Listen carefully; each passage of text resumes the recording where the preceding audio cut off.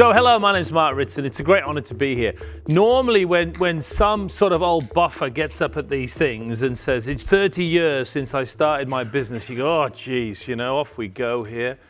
But as David was talking, I'm thinking, 1996, I remember David starting this business in 1996. I was kind of around. And then you realize, oh shit, I'm one of the old duffers standing at the podium now, along with everyone else. It's horrible to get old. So it's great to be here. Brand finance have been I've worked off and on with David and his team for 3 decades on various different escapades. And it is always good to see brand finance in action, especially on their 30th anniversary. But when David asked me to do one of the sessions today, and he said, well, we're doing this theme of brand trust. And I'm like, fuck, I'm not keen on brand trust for reasons that will become apparent in a minute. And I said to him, well, I'll do it, but I have to think a really big sort of theoretical shit all over brand trust. And he sort of laughed, and I went, no, I'm totally fucking serious. I'm not convinced. So that's where we are. So my session will look at whether we can trust. And I think it sits nicely with Annie's session in terms of sort of 2 sides of maybe the same coin. So there's loads of hoary old quotes about, trust is the cornerstone of this and the center of that. You've got this idea that the currency of branding is trust. So it's not just part of branding, but it's kind of like the central lingua franca of the concept of brand. And I definitely object to that. And Edelman sort of dominate this debate. And obviously they're selling trust and the measurement of trust. So we have to take it with a bit of a pinch of salt. But according to Edelman, trust is now a top consideration in what people buy, what they work for, and what they believe. And that statement kind of stands up at first sight as inherently commonsensical, but I don't think it does. So I tried to find the most recent trust survey, because God knows there's one about every other week or two. Do you know what I mean? On what are the most trusted brands, what are the least trusted brands in the UK? And so I found this from, it's not bad, what is it, a month ago. So this is a survey that came from the Liquidation Centre. They surveyed 2,000 British people and asked them basically which brands do you trust, not trust, etc. And here's the side of it we haven't looked at. So these are Britain's least trusted brands, yeah? McDonald's, Tesco, Amazon, Asda, Primark, Starbucks, Apple, Greggs, and Sainsbury's, yeah? The most distrusted brand by UK consumers. And I put it to you, and Ryanair, of course, always makes the list, and I put it to you that maybe, according to the Liquidation Centre, the list of the least trusted brands in the UK, but it's also, I think, possibly a list of some of the most successful businesses in the country as well, right? So, there are reasons why we might not trust Primark or Starbucks or Ryanair, but at the same time, they are phenomenally successful. And so the question it poses is, do we really need to trust our brands in order for them to be successful? Do you need to trust your toothpaste on any level at all for it to be successful? I can ask the question, do you trust Colgate? And you will surely give me an answer. But the point is that a meaningful question, and is it a worthwhile answer at the end of the day? Yeah? Because there's no doubt we can methodologically do this and we can talk about it, but is it actually useful? And I would argue it is largely not.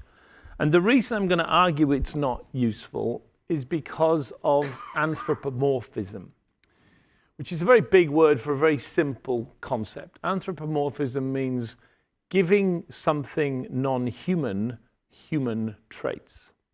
Like, for example, saying, do you trust? A word that is inherently based on an interactive human exchange. Do you trust your toothpaste? So giving it over to an inanimate consumer object. My point is, trust is one of the many concepts that in the 20th century we took out of human interaction and put into the world of consumer culture. And the reason we did that was a very interesting historical challenge. So originally, if we step back to 1900, Your great-grandfather and great-grandmother had a really peculiar way of looking at the world.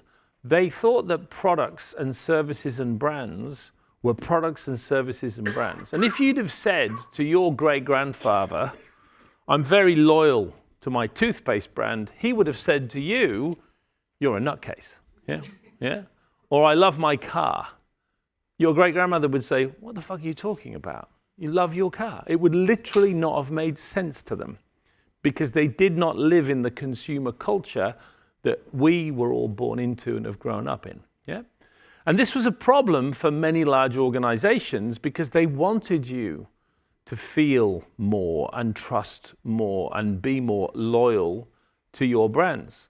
But consumers, at least back then, thought that was nonsensical. So the historical project, we could even call it a postmodern project, was to make consumers more able to form those human bonds with things that weren't human. And they did it with stuff like this. So this is an Australian example that none of you, unless you're an Aussie, will know. But this is little Audrey. This is the skipping girl. Invented around 1900. If you're from Melbourne particularly, you'll know this because it's kind of the most famous Aussie brand character. She was designed very specifically and you know, very obviously to take a commodity and perhaps a brand, vinegar, and make it have some personality traits. So your great-grandmother could start to feel things about her, yeah? So people aren't going to have a relationship with vinegar, but maybe they'll have a relationship with little Audrey, yeah? And that's how obviously this all began. And it doesn't matter which country you're in, the process and the timing is always the same. In around turn of the century, 1908, we created Johnny Walker created the striding man because people don't have a relationship with whiskey, yeah? Or they didn't. So we created someone that they could have an admiration for, a relationship with, yeah? An enjoyment with. And so again, we're trying to create a human cipher so we can start to build these more emotional relationships. And in the States, the classic example was Betty Crocker, right? Who never actually existed. She's a fictional character. People can't form an emotional attachment to flour or cakes because they're not stupid. But if we create an entirely fictional, attractive, homemaking, lovely, feminine, cooking kind of persona, we can ask the consumer to form a relationship with them and therefore to the brand itself. This is how we did it. This was the postmodern turn. When we talk of consumer culture, that's what it really means. Culture means a sea of meanings, and in this case, a sea of meanings we created around consumption. And it didn't happen until the 20th century. So let's take one of the examples of anthropomorphic branding, brand loyalty, and let's look at its use across all media over the last century. Oh, sorry, here's some other examples. So anthropomorphic terms. Brand loyalty, you can't originally be loyal to a brand, right? It's something we borrowed out of humanity. A brand personality would make no sense to our forefathers and foremothers because brands can't have a personality. They're inanimate objects. That's a human thing until we made it a brand thing. Again, the concept of loving a brand and brand love would be nonsensical. Brand relationships, Susan Fournier's work from 30 years ago, again, an alien, ridiculous thing to anyone that isn't of this particular time. And in that, we must also put brand trust. It makes perfect sense to us to talk about trust for brands and so on now, but it's a fundamentally alien concept. It's been imported in from human relationships, right? I trust David Haig, for example, on a human level. I do. Do I trust brand finance? Well, yeah, kinda, but it's a different thing. It doesn't mean I distrust them, but the way I feel about David is fundamentally different from how I would feel about brand finance. And so to prove this to you, look, we'll take brand loyalty, which is an easy one to measure. It would be the same for all of them. If you look at preponderances of the term brand loyalty across all sources of popular media, what you see, no surprise, is it didn't exist until the 30s, 40s, and 50s. And then suddenly it becomes a common parlance. Yeah? Because again, if you look at the data, we went through what's called the postmodern turn in the 40s and 50s, from a production culture to a consumer culture. And one of the key macro themes of the postmodern turn is the anthropomorphic qualities of brands. So I think we've done it, and we've over-egged this trust pudding and brought it in to marketing. And I think what we're actually doing is making some big errors. The first challenge I would have for brand trust, which applies to many of the concepts we've held dear for the last 50 years, is salience explains most things. Yeah? Salience über alles, as we would also say. What do we mean by that? Most of you should know, and it's a new development over the last 20 years in marketing and branding, but it's surely the correct one. We have cognitive misers, consumers. I hate to break it to some of you, but they don't give a fuck about any of your brands, and they never did. And one of the great dangers of organizations is we sit in rooms 8 hours a day, 5 days a week, talking about our brand as if it matters at all. It matters not one jot to the people out there by the Thames. Yeah? And unless you're market oriented, you miss that point completely. Yeah? Let me prove it to you. You have one brand that you think about right now, that you'll think about tomorrow, that you'll think about for the rest of the year. And if I go out there onto the Thames and grab any unsuspected member of the public, I will discover she has between 1,000 and 2,000 brands swirling around her consciousness right now. Literally 0.1% of her attention would be on your brand if it even exists in her consciousness at all.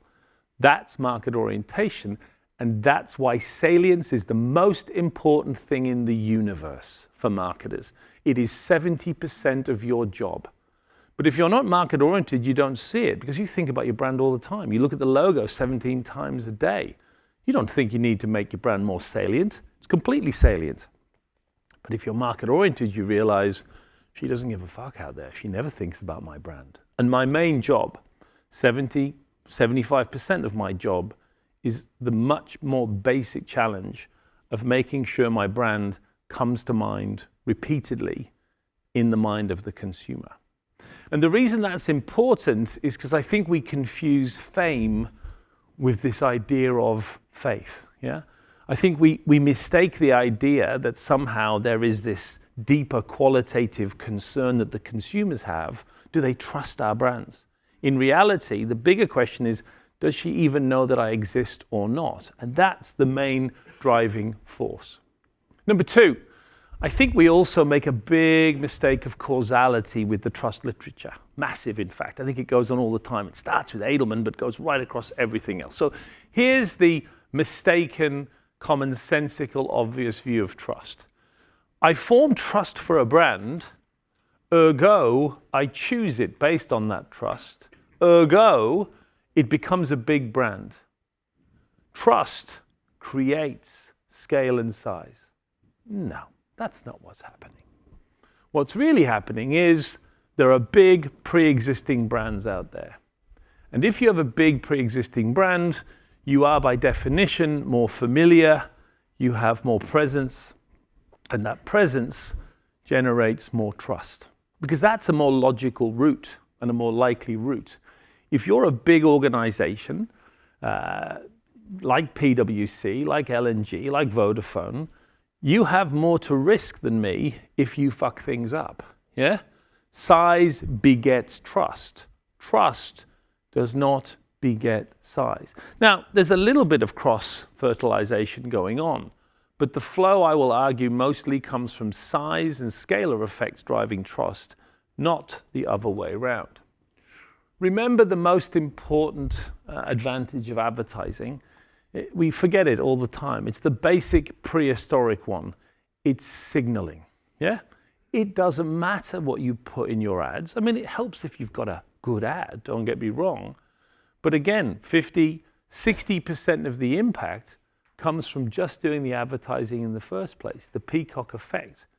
What you're doing when you take a big fat ad and you put it in the FT or with a major outdoor campaign or all over the underground, whatever you're saying in the ad, imagine there's nothing there other than your logo for a second. There's a couple of things.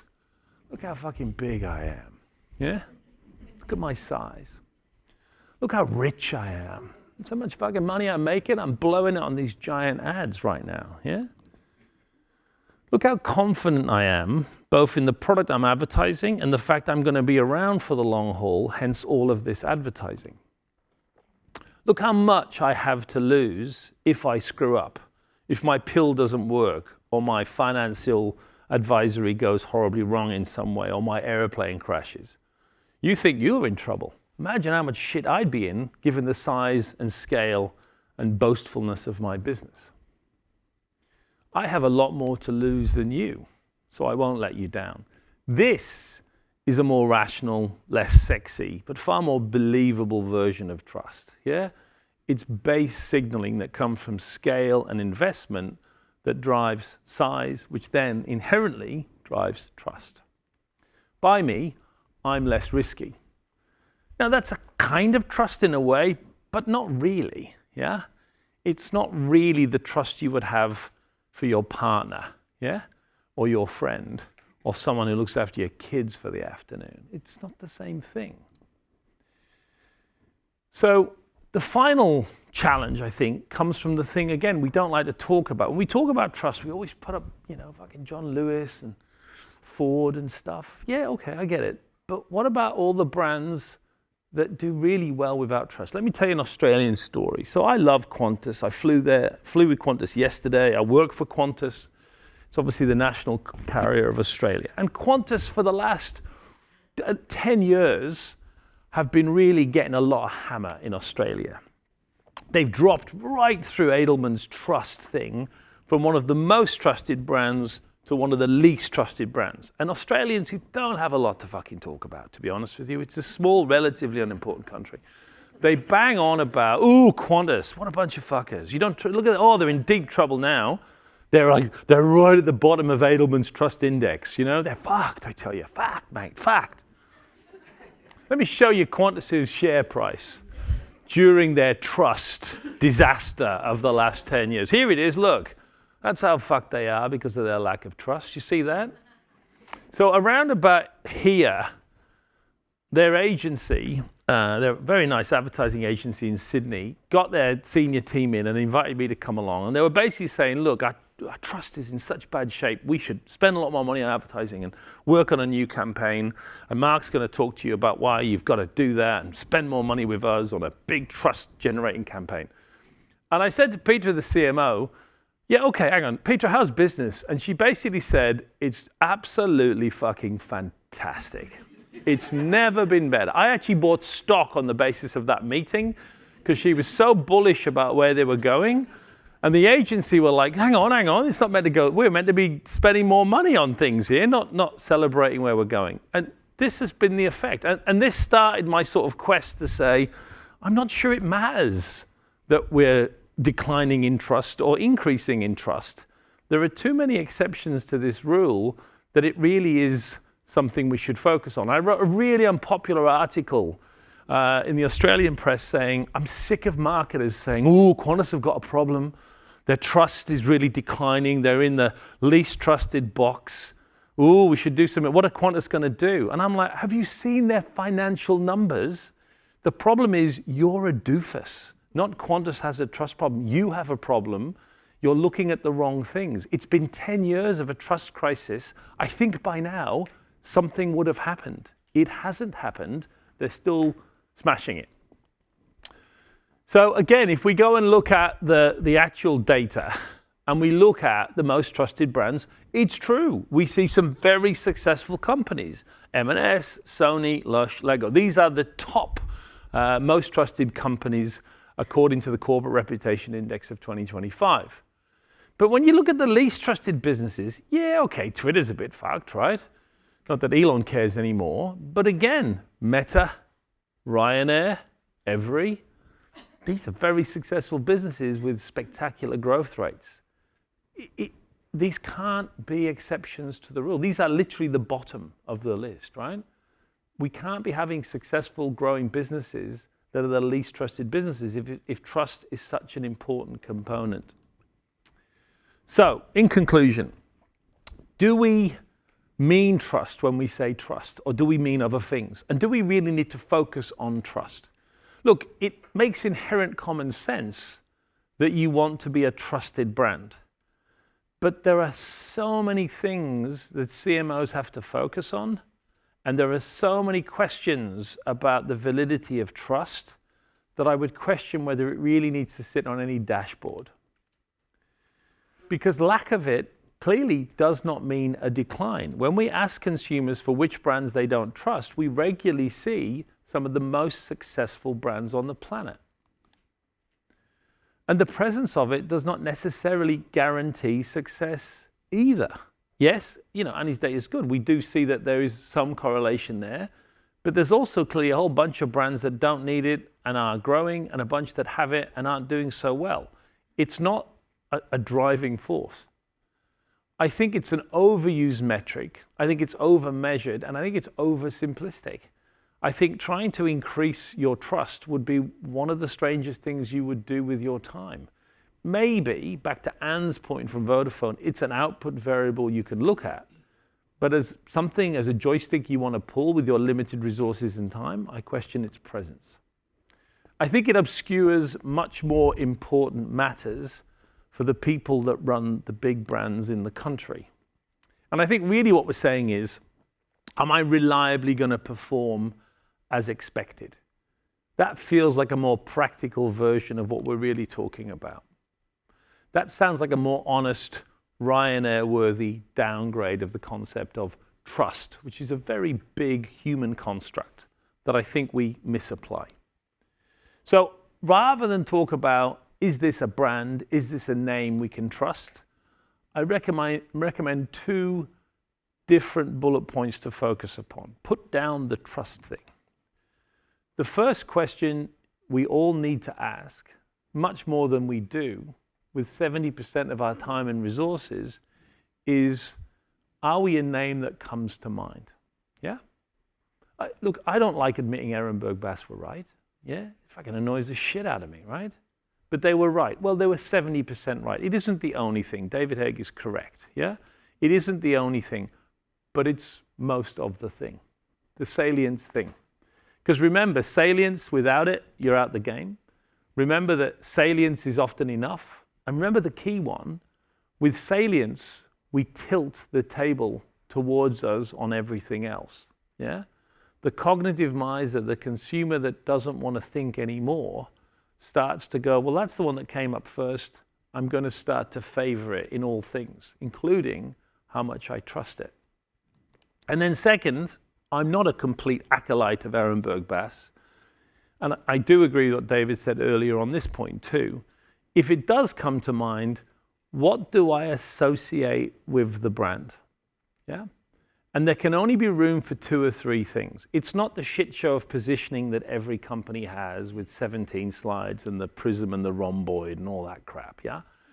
If we really look at what differentiation is, meaningful differentiation, it comes from making choices on two or three things for each of you. So 70% of your time should be spent just on brute salience, and 30% should be spent on choosing the one or two things that you want to be relatively different on, superior on, versus your competitors. The reason most brands are not differentiated isn't because it's theoretically impossible, it's because most companies aren't very good at it.